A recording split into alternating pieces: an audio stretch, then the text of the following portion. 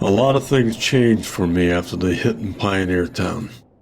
Members of the family, even guys I didn't know, started to show me respect.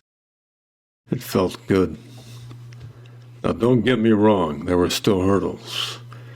Becoming a made man had been tough, but now came the real test. The invitation to meet with the leaders of the Mariani family was delivered in person by a killer named Sofia Zingaro. Sofia was an irresistible combination of desirable and deadly. As she led me to the car, I noticed that she had no fewer than 3 weapons concealed under her skin-tight Pilates outfit.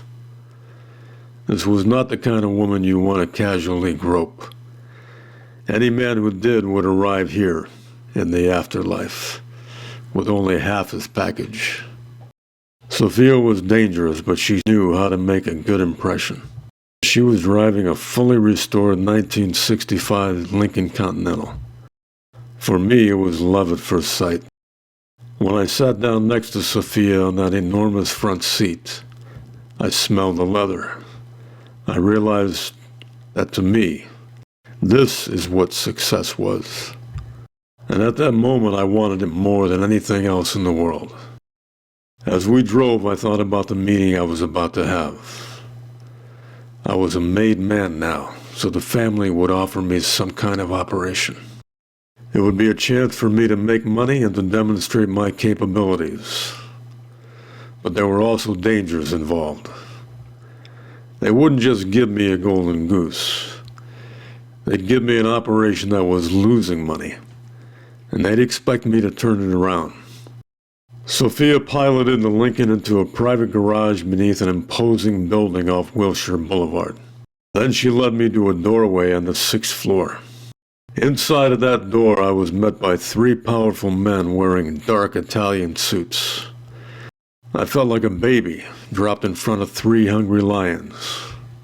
After being invited to sit down, I was given the details of an operation which they described as not having reached its full potential. I was told that raw materials arrived from Thailand on a weekly basis. Then they were taken to a laboratory where experts carefully added other ingredients before the batch was cooked. I said, "Are we talking about meth?" To answer my question, one of them reached for a carafe, then filled 4 glasses with a green-colored liquid. I tasted it and said, "What is it?" The oldest man said, "It's called kombucha. It's a probiotic beverage that's going to take the health food industry by storm." He said their marketing tests indicated that it had tremendous potential if they can just overcome a few obstacles. 4 photographs were laid on the coffee table. He pointed at the first one. "This guy," he said, "is an administrator at the Bureau of Alcohol, Tobacco, and Firearms in Washington, D.C.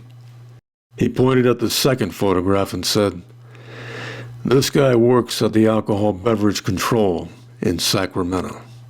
The third guy works at the FDA and wants to inspect our facilities. And this lady is a congresswoman who wants to tax kombucha as a beer, which would be terrible for us." Naturally, I accepted the operation, and I promised to eliminate the obstacles, as they called them. But as I stood to shake the hand of the senior man, he looked at me in the eye and told me that this operation would not be allowed to fail. And to guarantee its success, they had assigned a killer by the name of Sofia Zingaro to keep an eye on me. And that, as they say, was the rub.